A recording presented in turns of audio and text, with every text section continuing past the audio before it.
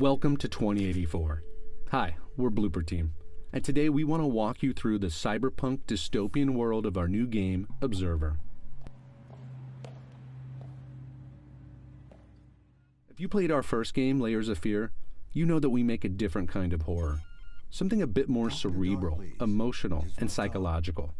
We like to call it hidden horror. I would the KPD if that's what you're asking. Seriously? We haven't had a cop around these parts in... We think of hidden horror as a subgenre. There are a million different types of action games out there, but you don't see that kind of diversity in horror games. Most horror games are designed completely around survival. Someone or something is trying to kill you, zombies usually, and you must survive, using whatever weapons you can find, like machine guns and grenade launchers, and the occasional machete. Still fresh. A few people who played Layers of Fear went into the experience expecting survival horror, and were naturally disappointed in our lack of machetes and missile launchers. So let's clear up that confusion right now. What is hidden horror?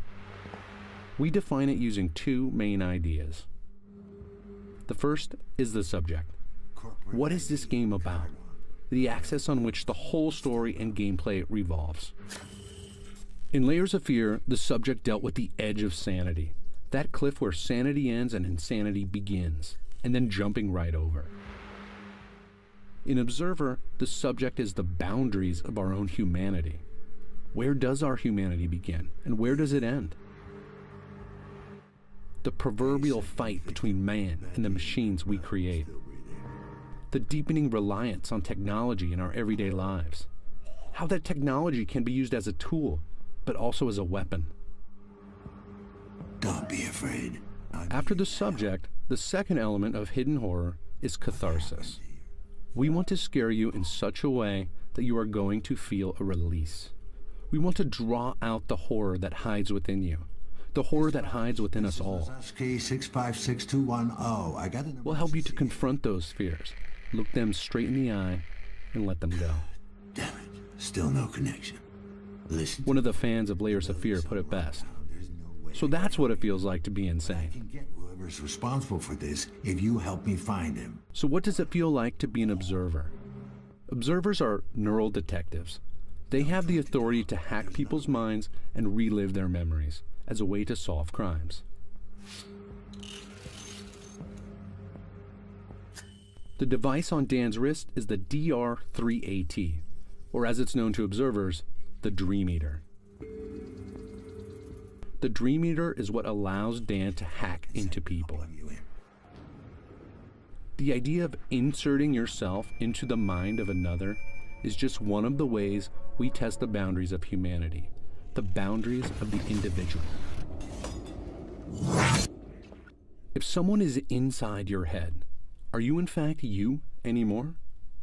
Is the ability to force the deepest memories from a person morally acceptable? One could argue it's a new form of psychological rape. That's certainly how the Class C citizens of Krakow feel here in the year 2084. They are scared to death of observers and refer to them as leeches. If you read the tech headlines of today, this frightening future doesn't feel that far off. We already overshare on social media.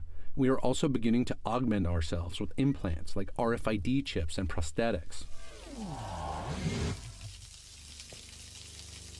Has technology changed you? Are you being influenced without being aware of it? These are the type of questions we want you to ask yourself as you play Observer.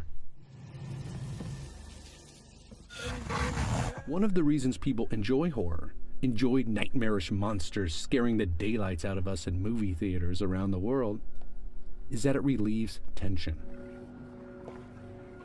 That's what catharsis is, emotional release.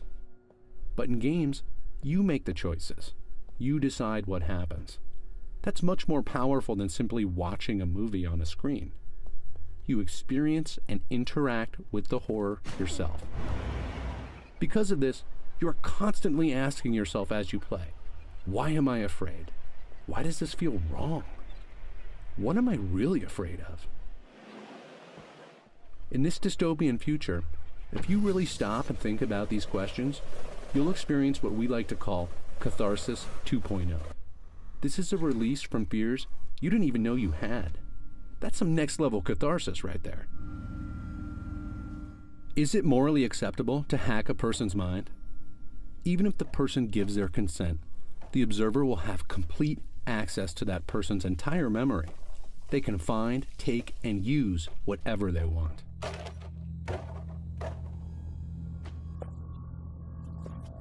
These memories are a private part of this man's life. Detective Lazarski is just plowing right through it. Dan is driven to go as deep as he possibly can to find the truth. In this man's mind, we will learn that he's an ex-con, a recovering drug addict. So we will see the bars of his mental prison he has created for himself, the chains of addiction that hold him back. Some people may rush through this and not notice. But those of us who stop and think about what we are seeing will experience something quite a bit more nuanced and layered. Everything is a symbol. Everything has meaning. The question is, what does it mean to you? At its heart, Observer is a mystery, and you will no doubt have a lot of questions building up as you play. These are your questions. If you stop and think about them, you may find your own answers, and maybe even a bit of release. That's the kind of horror we want to make at Blooper Team. That's hidden horror. Thanks for watching.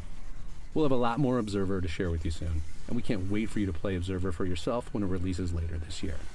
Until then, ask yourself, what would you do if your fears were hacked?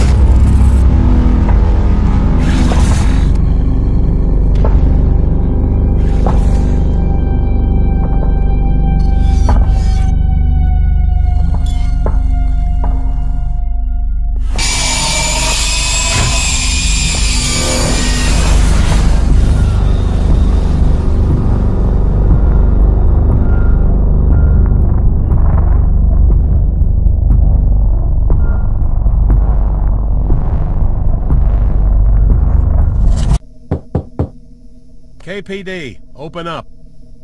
Shh! Keep your voice down. He'll hear you. Who will? He's coming. I can hear him out there. He won't take me. I won't let him take me.